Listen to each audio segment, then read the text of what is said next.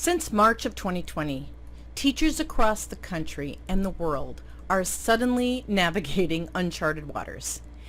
They're being thrust into designing lessons that support a new model, teaching online. Not only is this unfamiliar territory for many teachers, it's definitely not our favorite way to teach, not by a long shot. But the reality is, many of us may find ourselves remote teaching when school starts again in the fall. You're not alone in not loving this way of teaching.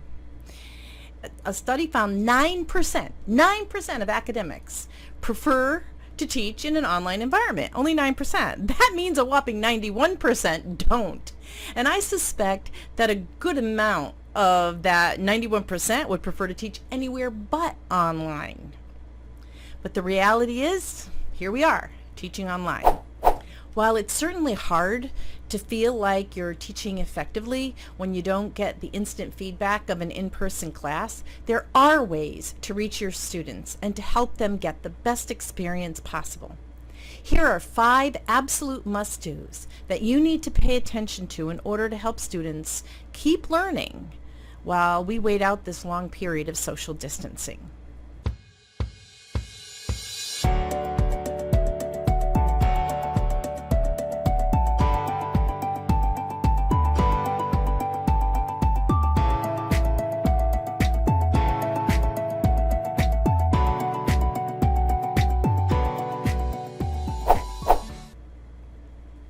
The first one is be present.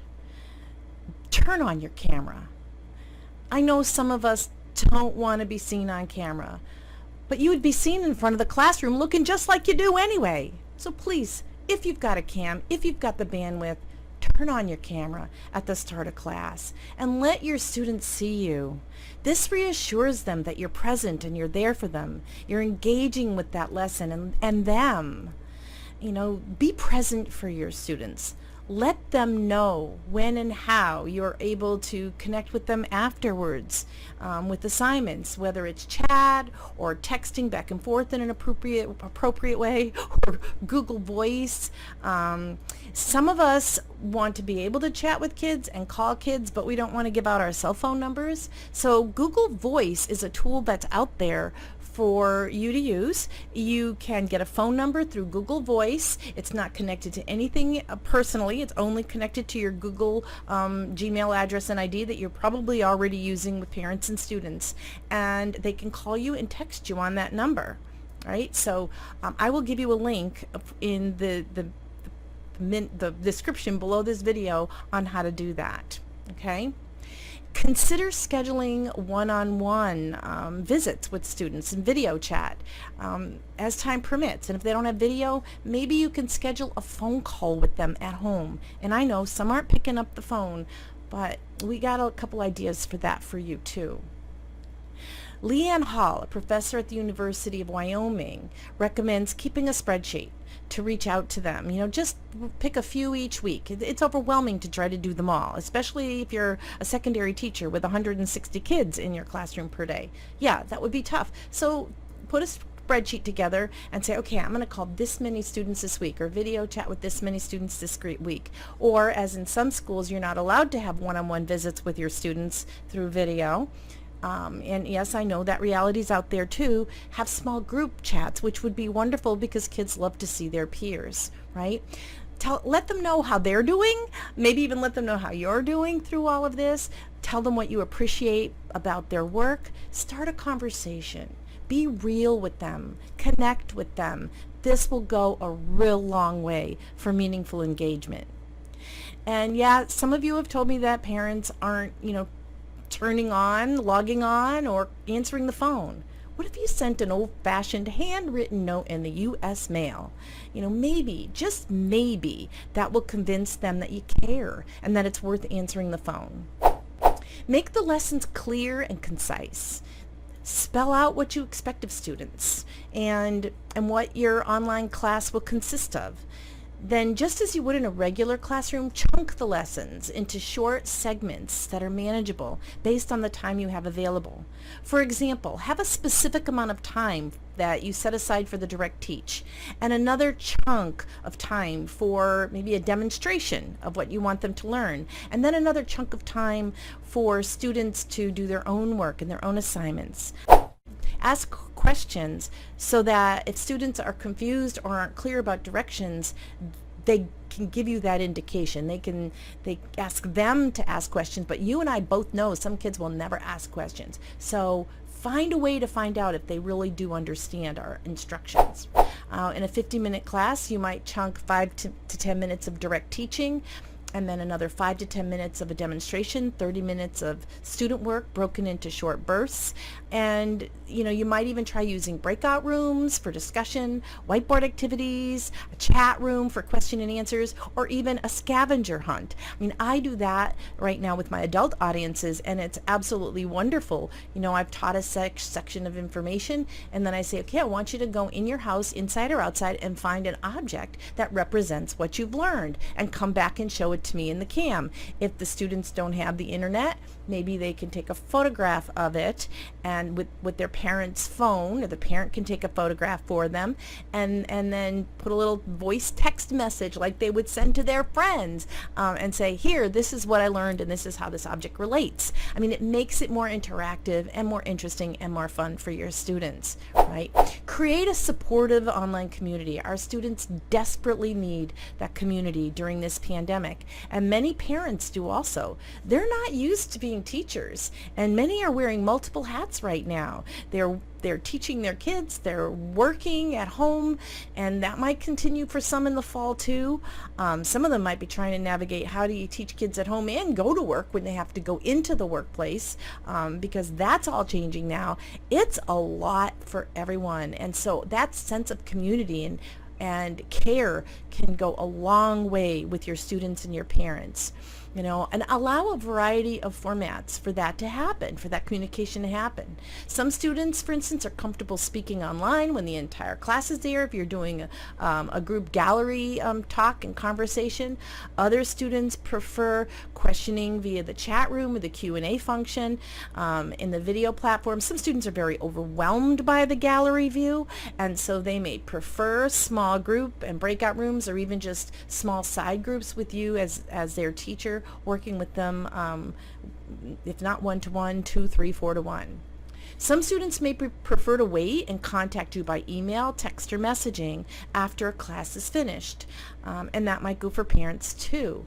You can also create smaller groups within the class to meet and do assignments over group video chat.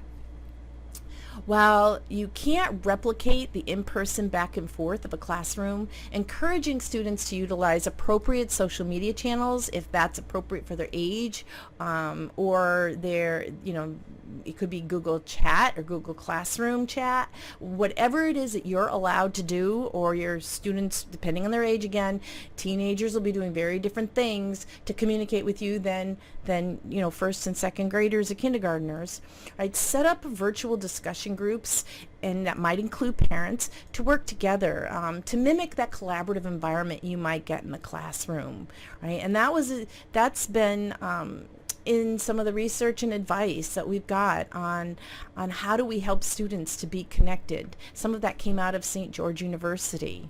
Use the resources that you and your students have at hand. In addition to online apps like Zoom or Google Classroom, make sure that students can access their notes, slide presentations, and other elements of each class session so they have them available when they're trying to work on their own without your help. Services like Google Classroom, Google Meet work well for this. For students without technology, try to avoid sending home the boring worksheets, right? We know that a lot of kids ended up getting through this school year doing worksheets because we were all punting at the last minute. However, what if we could create other things? If we have to do this in the fall, can we create fun activity books instead? Or maybe we have students create interactive notebooks, for example. Be creative. The brick and mortar library is also is closed, but another option is to have online libraries and services. The New York Public Library, for instance, has an amazing online resource. And a lot of the libraries and online locations are extending their services for free for parents. And I'm going to put a link at the end of this in the description to a YouTube video that I created highlighting many of those. Right now they're only available to May, but I imagine that if schools are finding themselves doing this again in the fall, many of them will continue those services in the fall. I mean, I'm guessing, but I'm hoping that to be true. Okay? Whether you're direct teaching, doing a demo of a concept, or giving out practice assignments, it's okay for students to complete the work with the tools that they have available to them, even if they're not all the same. This is a wonderful opportunity for differentiating instruction and putting students in charge of their own learning. Ask them, how would you like to learn this? How would you like to accomplish this task? What can you do with what you have? Consider the lifelong benefit that students will gain. You're teaching them this problem-solving skill of figuring out how to do the learning. I mean, once they get into the adult world and they have to learn things, they'll have to know how to do it on their own. Lastly, the fifth thing is get and give feedback. Frequently ask students and parents how they think the online teaching is going and what they think could be done better. Listen and consider their feedback. If they say it's boring, and some will say it's boring, consider getting feedback from a colleague to find out, what are you doing? How do you adjust lessons so that students are engaged? Also, give feedback to the class. Highlight what you're all accomplishing together, even while being apart. You know, we didn't ask for this opportunity, but it chose us. And as horrid as it may seem at times, as much as we miss seeing our students in person, and as exhausting as it is to teach online and do it well, it's an opportunity to grow, to learn, and to experience students and parents in ways we might never have thought possible. You know, some of what we are learning will enhance our teaching skills and the relationships with our students for the rest of our careers. You know, we are teachers. Remember always, we make a difference. And I really believe we've got this. If you like this video, I have an entire playlist on teaching strategies, so check that out. If you found this useful, could you do me a favor and put a nice thumbs up on the video? And if you're not yet subscribed to this channel, what are you waiting for? There's tons here, right? I am Susan Fitzell, and have fun changing the world one student at a time.